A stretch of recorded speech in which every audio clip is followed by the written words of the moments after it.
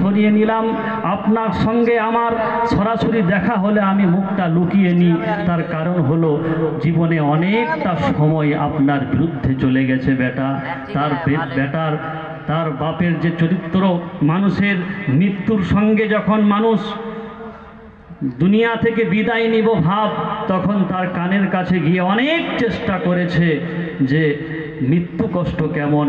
আব্দুল্লাহ বলছে, আব্বু আপনি তো লোকের মৃত্যুর কষ্টের খবর নিতেন, এখন তো আপনি দুনিয়া থেকে বিদায় হয়ে যাবেন, মৃত্যু কষ্ট কেমন একটু যদি বলেন। হযরতে আমর বিন আস বলছেন, বেটা শোন, আমি মাঝামাঝি অবস্থায় রয়েছি, না জমিনে না আসমানে, মনে হচ্ছে আমার নিঃশ্বাসটা সূর্যের ফুটো দিয়ে চলছে, আর মনে হচ্ছে কেউ খেজুরের কাঁটা আমার বুকের মধ্যে আঘাত করছে, আর একটা পাখিকে গরম তেলে ছেড়ে দিলে যেমন কষ্ট হয় তেমন কষ্ট আমার মধ্যে হচ্ছে বেটা। তো হযরতে আমর বিন আস তার বেটাকে মৃত্যুর পূর্বে কিছু ওসিয়ত করে গেলেন, এটা করো, এটা করো না, ওদিকে কিছু টাকা জমিয়ে আছে, এদিকে কিছু কাজ আছে, এগুলি ঠিকঠাক করে নিও। এইভাবে কিছু ওসিয়ত মৃত্যুর আগে হযরতে আমর বিন আস করে গেলেন, এর নাম ওসিয়ত। এরপর বিশ্বনবী কিছু ওসিয়ত করেছেন।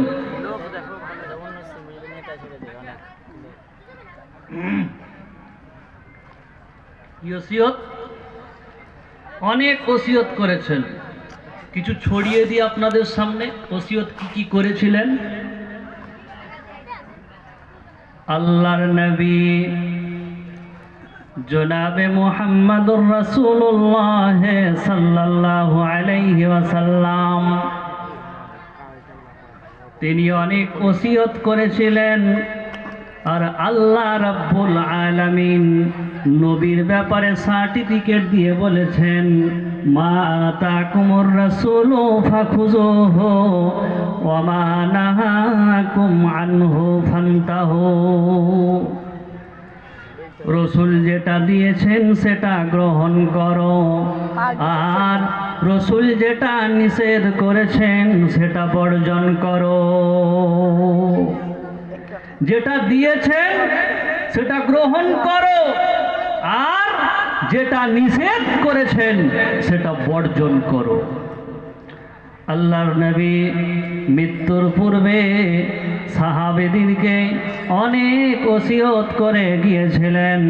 যেমন আল্লাহর নবী প্রখ্যাত বিখ্যাত সাহাবী হযরতে মুআয বিন জাবালকে 10টি ওসিয়ত করেছিলেন। তিনি নিজে বলছেন, ক্বালা আউসানি রাসূলুল্লাহ সাল্লাল্লাহু আলাইহি ওয়াসাল্লাম। এমনি ভাবে আল্লাহর নবী মাইমুন বিন মারহান রাদিয়াল্লাহু তাআলা আনহুকে 5টি ওসিয়ত করেছিলেন। বলেছিলেন, রে মাইমুন বিন আওরাদি রাদিয়াল্লাহু তাআলা আনহু, শুনে নাও, মৃত্যুর আসার আগে 5টি জিনিসকে তুমি মূল্যবান সম্পদ মনে করো। এটা একটা ওসিয়ত। আরো ওসিয়ত করেছেন, যেমন আবু হুরায়রা রাদিয়াল্লাহু তাআলা আনহুকে ওসিয়ত করেছিলেন, ওরে আবু হুরায়রা, ইজতানিবু ইজতানিবু ইজতানিবু, তুমি বেঁচে থাকবে, তুমি বেঁচে থাকবে সাবআল মাউবিকাত, 7টি ঈমান ধ্বংসকারী বিষয় থেকে। আরো আল্লাহর নবী ওসিয়ত করে গিয়েছেন।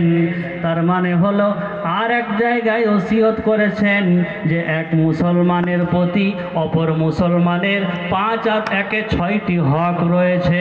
এমনি করে যদি দেখতে যাই, সারা ওই যে আপনার বুখারী, তিরমিজি, আবু দাউদ, ইবনে মাজাহ যত হাদিসের গ্রন্থ আছে, সমস্ত হাদিসের গ্রন্থটাই বেশিরভাগই রসুলের ওসিয়তমূলক কথাবার্তা।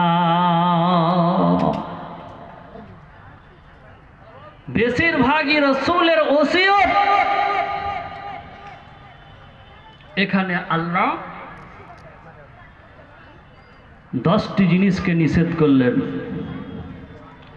আল্লাহ নবীকে বলছেন, হে নবী, আপনি পড়ে শুনিয়ে দিন আপনি তেলাওয়াত করে শুনিয়ে দিন।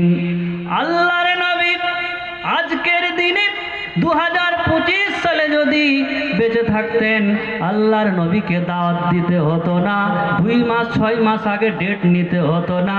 নবী সাহেব নিজে এসে ভবানীপুর স্টেজে কোরআন খুলে খুলে বলে দিতেন যে এগুলি আল্লাহ নিষেধ করেছে, সূরা আনআমকে তেলাওয়াত করে শুনিয়ে দিতেন, এই সমস্ত বিষয় থেকে তোমরা নিজেকে বাঁচিয়ে রাখবে বলতেন। পৃথিবীর সব থেকে দামি মানুষ। ওসিয়ত নামাগুলি কি?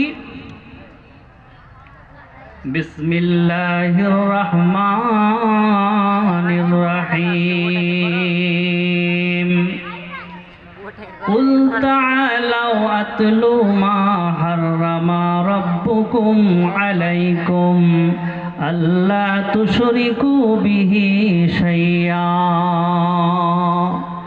হে নবী, তুমি বলে দাও, উম্মতদেরকে তেলাওয়াত করে শুনিয়ে দাও, তারা যেন জীবনে কোনো দিন আল্লাহর সঙ্গে অন্য কাউকে অংশীদার না বানায়।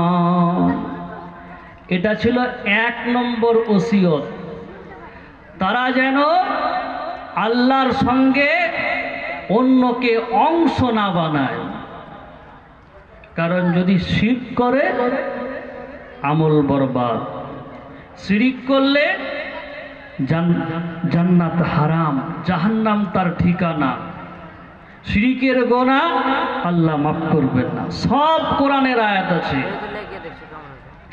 ওয়ালাকাদ উহিয়া ইলাইকা ওয়া ইলাল লাযিনা মিন ক্বাবলিকা লাইন আশরাকতা লায়াহবাতান্না আমালুকা ওয়া লাতাকুনান্না মিনাল খাসিরিন। আল্লাহ নবীকে বলছেন, নবী হে, আপনাকে আদেশ করা হচ্ছে যা আপনার পূর্ববর্তী নবীদেরকেও আদেশ করা হয়েছিল, যদি শিরক করেন তাহলে আমল বরবাদ হয়ে যাবে।